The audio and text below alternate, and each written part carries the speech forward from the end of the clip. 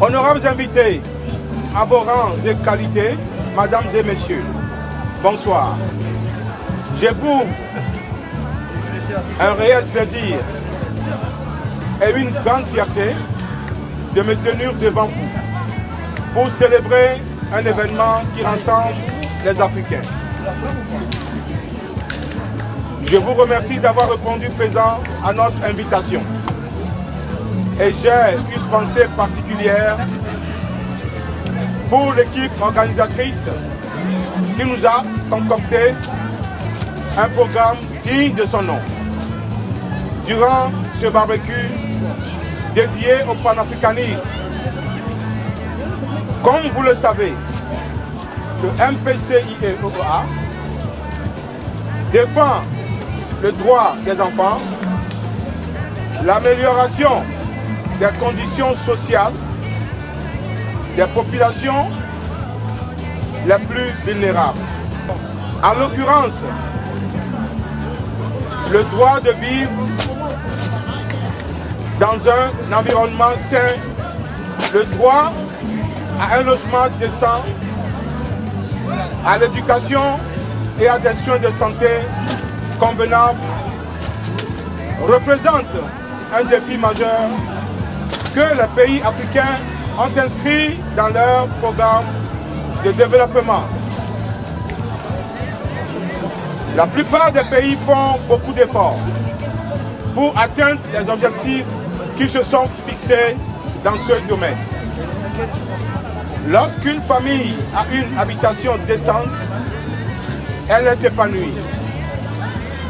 Dans cette matière, la Guinée équatoriale se démarque de manière considérable en Afrique.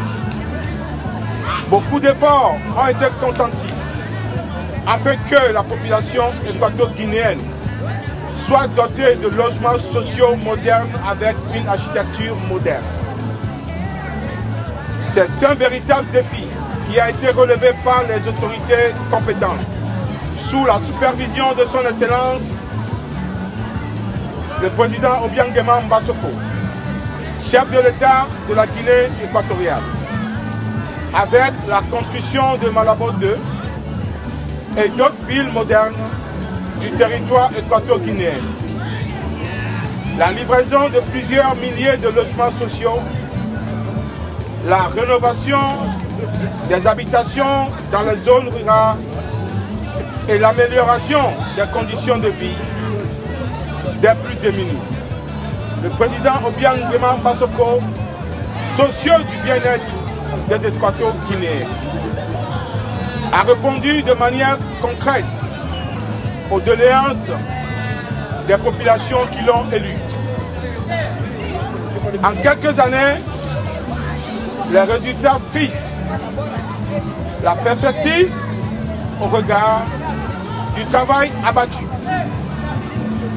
par les équipes en termes d'esthétique et de respect des normes en matière de construction. Voilà, le train de l'émergence est décidément en marche en Guinée équatoriale. Et nous restons convaincus que les autres pays vont le suivre dans les années à venir. C'est pour cette raison que le mouvement panafricain contre l'injustice occidentale envers l'Afrique, que je représente, voudrait adresser ce soir un soutien indéfectible à son Excellence, Monsieur le Président Obiangema Mbassoko, et à la politique qu'il incarne à la tête de la Guinée équatoriale. Au-delà de l'aspect culturel effectif de notre rencontre de cet après-midi, je crois que c'est aussi le panafricanisme que nous célébrons en faisant la promotion des progressions notables de l'Afrique. Nous faisons honneur à tous les Africains. Chacun de nous a le devoir de parler des avancées notables de notre cher continent. Ces avancées notables sont illustrées par l'exemple de la Guinée équatoriale et bien d'autres pays. Nous devons soutenir toutes les bonnes décisions destinées à faire reculer les inégalités en Afrique. Tous les Africains et aussi nos dirigeants doivent encourager, promouvoir et soutenir la créativité et les initiatives de la jeunesse africaine en vue de les aider à réussir. Chers compatriotes africains, mesdames et messieurs, honorables invités, je vous remercie pour votre aimable attention. Que Dieu vous bénisse et qu'il bénisse l'Afrique et ses enfants. Je vous remercie.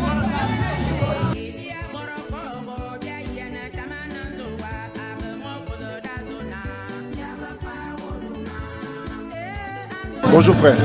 Dis, je voulais savoir comment trouvez-vous le mouvement panafricain contre l'injustice occidentale envers les Africains? Je vous remercie pour la question. Je suis M. Stanislas Seka, donc un jeune Ivoirien et Africain vivant à Luxembourg, naturalisé luxembourgeois. Évidemment, le mouvement panafricain est un mouvement qui a été créé pour des actes nobles parce que l'injustice est quelque chose qui nuit aux nations, qui nuit aux personnes. Alors, défendre l'injustice devait être un devoir sacré pour tout individu, pour tout État. Donc ce mouvement qui soutient les chefs d'État africains, qui se battent pour leur nation, pour leur peuple, est un mouvement que nous devons tous soutenir. Au-delà de la communauté africaine, j'en appelle à la communauté internationale de faire en sorte que les injustices soient réduites pour que l'Afrique puisse se développer comme un partenaire pour l'Europe, parce que l'injustice ne peut que nous diviser.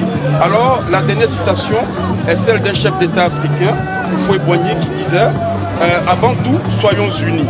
Alors, dans l'union, nous pouvons faire beaucoup de choses et l'union est la meilleure des forces contre l'injustice. Alors, nous voulons être des partenaires pour l'Occident, nous voulons avancer avec l'Occident. Alors, nous demandons à l'Occident de se débarrasser des injustices faites aux États africains pour aider les États africains à se développer. Je vous remercie. Merci beaucoup.